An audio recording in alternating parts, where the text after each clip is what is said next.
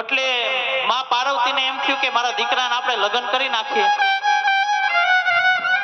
એટલે કન્યા જોવા મોકલા. પેલા કાર્તિક સ્વામીને મોકલા કે તમે જોઈ આવો, તમને જે ગમે ને એ તમારી. એટલે રીધી સીધી બે ઓરડાની અંદર હતા. કાર્તિક સ્વામી ગયા અને પાછા આવ્યા ને એટલે માં પાર્વતીએ પૂછ્યું કે તમને કઈ ગમી? તો કે માં મને તો બેય ગમી. ત્યાર પછી ગણપતિ બાપાને મોકલા કે તમે જોઈ આવો, તમને કઈ ગમી? તો કે માં મને બેય ગમી હો. વાતનો લોચો પડી ગયો. એમાં નારદજી આવ્યા. ઈ કે શું થયું? ઈ કે મારા બંને સંતાનોને બંને બેય કન્યા ગમે છે, શું કરવું? ત્યારે નારદજી એમ કીધું, જે પૃથ્વીની પ્રદક્ષિણા કરીને વેલા અવતરીએ ને એને બે રીધી સીધી એને વરે હો. કાર્તિક સ્વામી પાસે તો મોર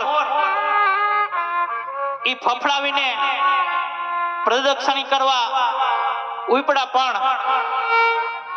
મારા ગણપતિ બાપા પાસે તો ઓલું ઉંદેડું હાલે નહીં ને હાલવા દે નહીં. ઈ મોટા પેટ વાળા, મોટા કાન વાળા, એને વિચાર્યું કે હવે કરવું શું?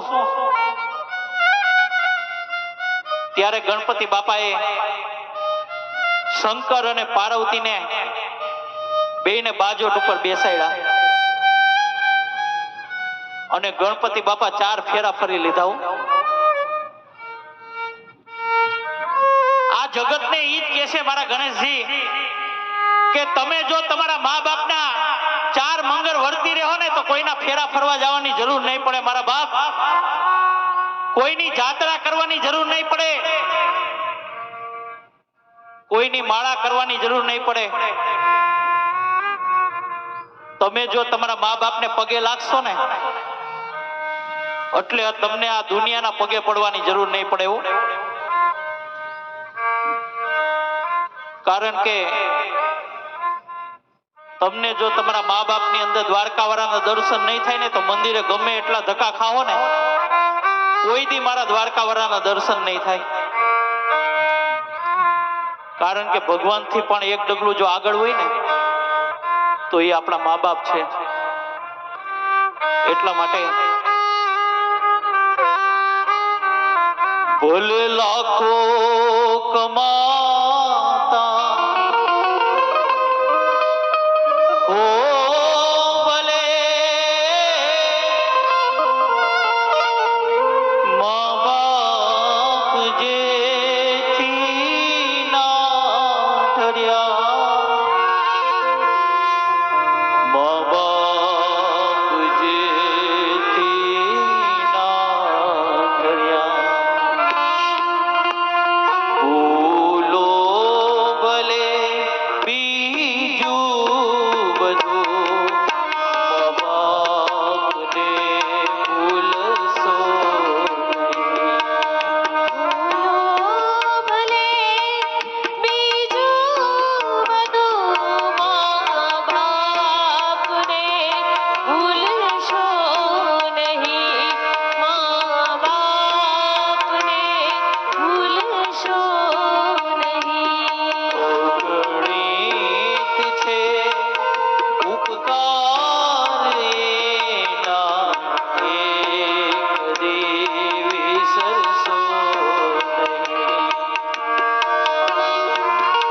અહીંયા કોકની ચાવી મળી છે, જે કોઈની હોય તે અહીંથી લઈ જાઓ, નમ્ર વિનંતી.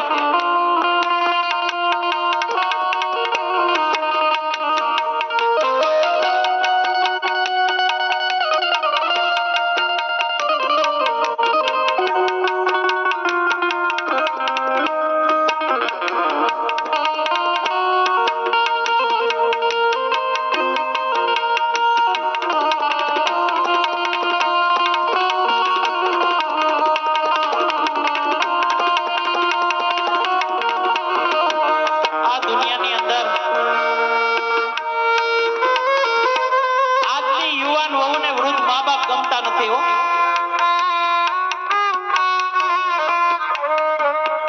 આ દુનિયાની અંદર અપ ટુ ડેટ વહુને સાસુ આઉટ ઓફ ડેટ લાગે.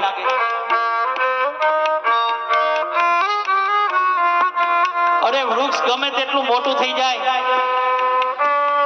ગમે તેટલું ઘટાદાર થઈ જાય,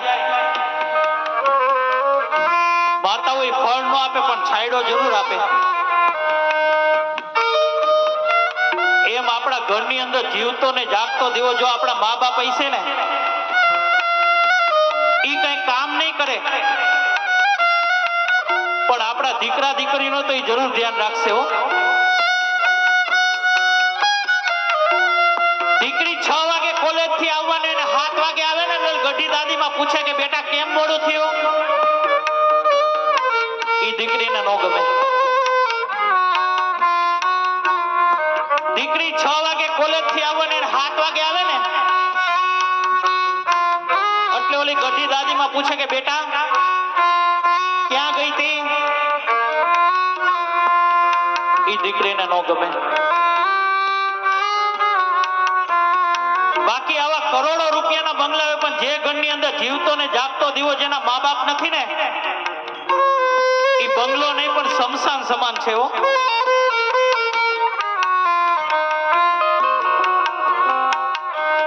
એક બેના મોઢે બાંધીને નીકળી ને, ચૈતર મહિનાના તડકા હતા ને મોઢે બાંધીને નીકળી એટલે માતાઓ મેં એને પૂછ્યું કે બેન તે મોઢે શું કામ બાંધ્યું,